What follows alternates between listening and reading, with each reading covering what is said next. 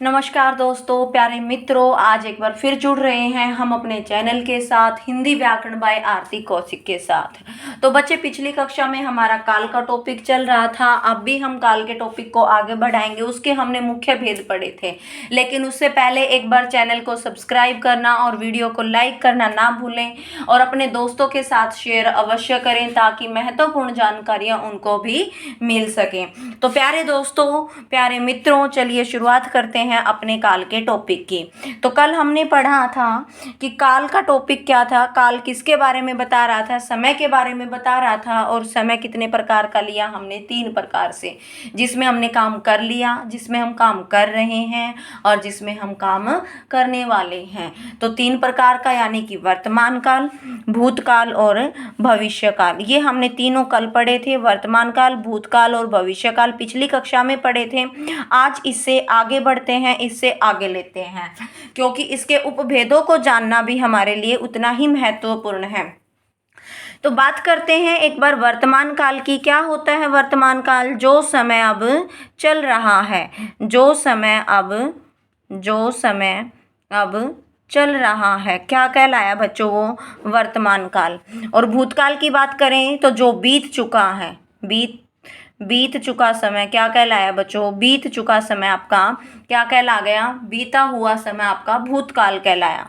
और भविष्य काल आने वाले समय को बोला हमने, जो हमें आगे के बारे में बताएगा।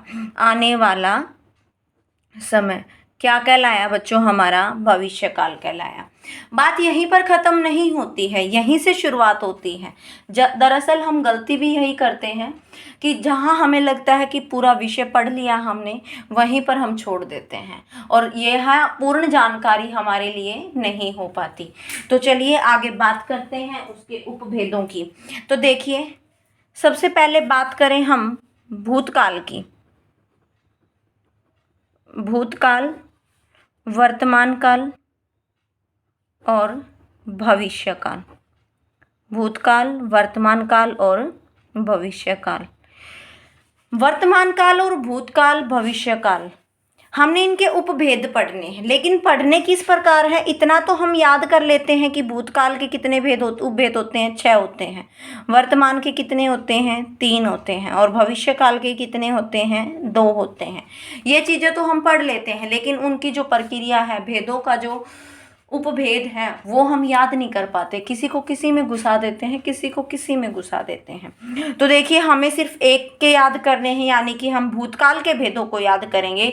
उसी में से हम किसको उठाएंगे और किस प्रकार उठाएंगे, ये आप इसमें देखेंगे अभी। तो देखिए, मैं भूतकाल के भेद लिखती हूँ। पहला लिखा मैंने सामान्य भूतकाल। कौन सा लिखा? सामान्य भूतकाल। दूसरा लिखा मैंने पूर्ण भूतकाल। दूसरा पूर्ण भूतकाल। तीसरा लिखा अपूर्ण भूतकाल। तीसरा अपूर्ण भूतकाल। चौथा जाता है आपका, चौथा कौन सा लिखा हमने? पहला लिखा सामान्य, दूसरा पूर्ण, तीसरा अपूर्ण, चौथा लिखेंगे आसन्न भूतकाल। चौथा कौन सा आया हमारा? आसन्न भूतकाल। चौथा आया हमारा आसन्न भूतकाल। 5वें की बात करें, 5वां आता है हमारा संदिग्ध भूतकाल। कौन सा आया? संदिग्ध भूतकाल। छठा आता है हमारा हेतु मध्य भूतकाल। कौन सा आया? हेतु मध्य भूतकाल। ये हो गए हमारे भूतकाल के 6 भेद। किसके हो गए? भूतकाल के 6 भेद। मुख्य बिंदु यहीं पर ख़त्म होता है और कुछ यहीं से शुरू होता है। ध्यान से देखिए, ये हमने किसके भेद पढ़े? भूतकाल के 6 उपभेद पढ़ लिए, जो कि हमें पता था कि भूतकाल के 6 उपभेद होते हैं। अब हमें वर्तमान में जाना है और भविष्य में जाना है। तो देखिए, हम यहाँ से सिर्फ हमने 6 कर्म लिखे हैं। 6 में से हम सिर्फ 3 कर्म उठाएंगे, यानी कि विषम संख्या को उठाएंगे। पहला, तीसरा और 5वां। किसको उठाना है? हमें विषम संख्या को उठाना है। तो पहला उठाया, कौन सा आया हमारा? सामान्य आ गया। कौन सा आ गया? सामान्य आ गया। तीसरा उठाएंगे, कौन सा बन जाएगा? अपूर्ण बन जाएगा। कौन सा आ गया? अपूर्ण आया। और यहाँ पर अगर तीसरा बिंदु डाले तो 5वें पे कौन सा जा रहा है हमारा? संदिग्ध भूतकाल जा रहा है। कौन सा जा रहा है? संदिग्ध भूतकाल जा रहा है। बिल्कुल ठीक उसी प्रक्रिया के अनुसार हम फिर से कौन सा उठाएंगे, विषम संख्या वाला उठाएंगे, पहला और तीसरा, जो कि इसमें जाके किस में बदलेगा बच्चों, देखो सामान्य भूतकाल, क्या सामान्य भूतकाल और संदिग्ध।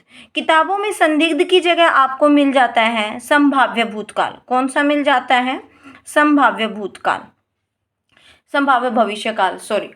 तो ये थे हमारे भूतकाल के यानी कि काल के भेदों के उपभेद। क्या पढ़े हमने, काल के भेदों के उपभेद पढ़े हमने। कितने हो गए हमारे, देखिए हमने विषम संख्या को उठाया है।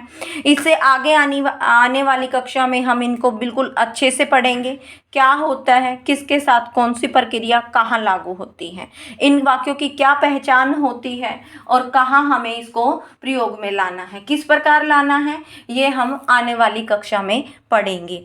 तब तक के लिए चैनल के साथ जुड़े रहिए, अपनी कक्षा को लगातार पढ़ते रहिए और अपने दोस्तों के साथ शेयर करते रहिए। जय हिंद, जय भारत।